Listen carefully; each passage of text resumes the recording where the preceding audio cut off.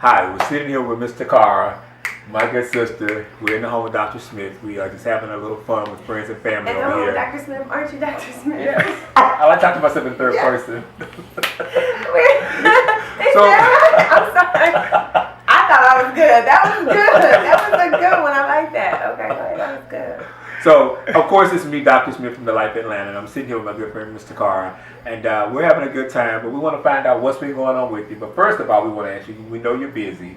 How do you balance everything in your life? Your life is like a reality show. You are a supermodel, you're the quintessential actress, you've had your show, you're the businesswoman, you got a lot of products coming out. So how do you balance? What y'all know about a supermodel? Fresh out of Elle magazine.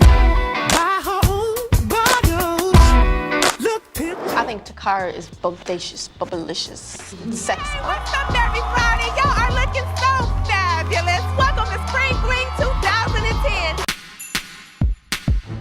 I don't think about it much. It's like kind of a nomadic chic. I made this DVD for women to be able to pop it in, be able to finish it from the beginning to the end, and have a sense of accomplishment. The Fabulous Toccara, and I got 14 men coming to Las Vegas to compete for my love. All right! Oh!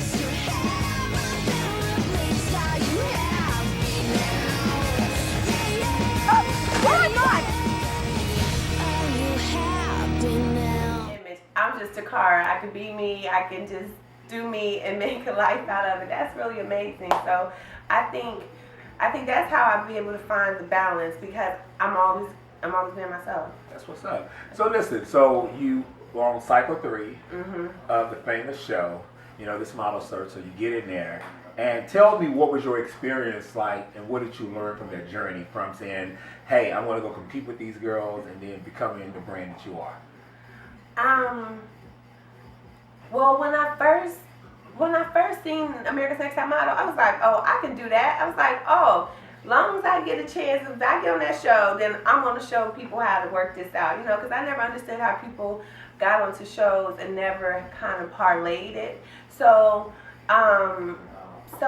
for me, going on a show was just an opportunity to break into the business, and that's what I used it for.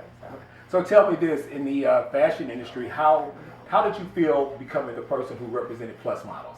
If there's a such thing, and what is a plus model? Because there's a lot of different definitions across the globe of what considers. No, there's not a lot of definitions across the globe of what a plus size model is.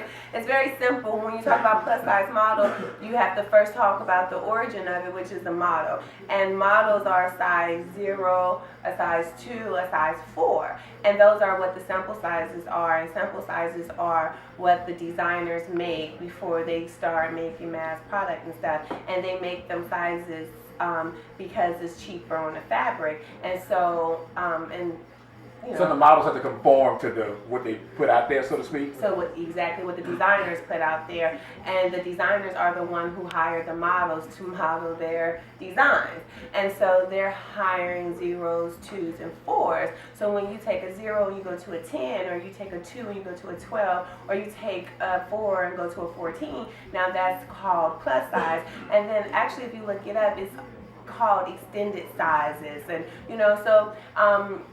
and that's when you're dealing with agencies like Wilhelmina and Ford, who represent plus size models. But what's so great about plus size models is that they have now created this community. So it's like the plus size community have got together, and they're making clothes for each other. They're endorsing one another. They're having fashion shows. They're having conventions and stuff. And the thing is, people think about plus size, and they think that you are supposed to be larger, or you're supposed to be unattractive, and it's getting this like negative thing, and they're coming out saying, no, we're sexy, we're curvy, we're this, we're that. And so I'm running on and on. I could talk about it all day. So how did you feel when you got to the show and they said I'm rambling? Okay. They said you're representing the plus models. How did you feel like that?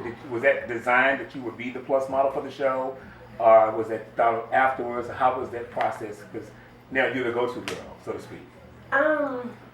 Well, when I went to audition for America's Next Top Model, I just went out for I seen it on TV, like the ending of the second season, and I was like, oh, I could do that. And then when I went for the audition and the casting, they were just searching for models, different sizes and different, you know, like different ethnicities and things. And so I just went to audition. But when I made it, then that's when they told me that I was a plus size model. But that was cool with me, you know, like. Oh, so you found out afterwards, right? Yeah, I found out afterwards. But I was like, okay, cool, like. Whatever you want me to be, I'm here. I ain't going nowhere. Well, you're still here, and you've done 3 television shows. You put out products, workout DVDs. So what's next? What do you have in the works now? What can we expect? Right now, I'm working on my bra line. It's called Tacorra's Fabulous Bra Line. Tacorra's Fabulous Bra Shaper. But it is a fabulous bra line. It's called Tacorra's Fabulous Bra Shaper, and it is amazing. So what made you come up? I mean, I know women have to have bras, but what made you say, I want to do bras? What was the inspiration? Well, I came up with it out of my own need because when I was in middle school and high school, I couldn't find bras to fit me.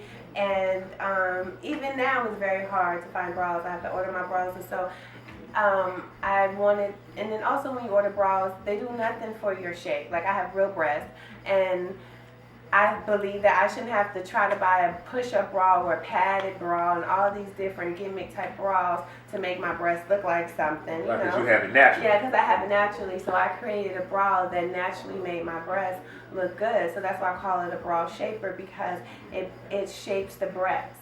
And then I also made it like a razor back in the back, so it clips. So it's also not only function, but it's fashion, because I hate the fact that I can never wear certain pieces of clothes or certain, have to be careful about what I'm going to put on because of the undergarment. And everyone knows that the foundation, you know, is the most important thing. That's how you build your self-confidence. You start with the inside out. And so, yeah, so I just put a lot of love into my bra because you know, it was something that I needed, and so I created it out of love. Well, that's what's up, you guys.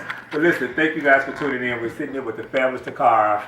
We know what she's doing, so I can say watch out for her bra in a store near you very soon. Mm-hmm. Listen, thank you for coming over. Let's have some more drinks, and let's enjoy the rest of the night. All right, cool. Good Thank deal. you, George. Thank you, guys.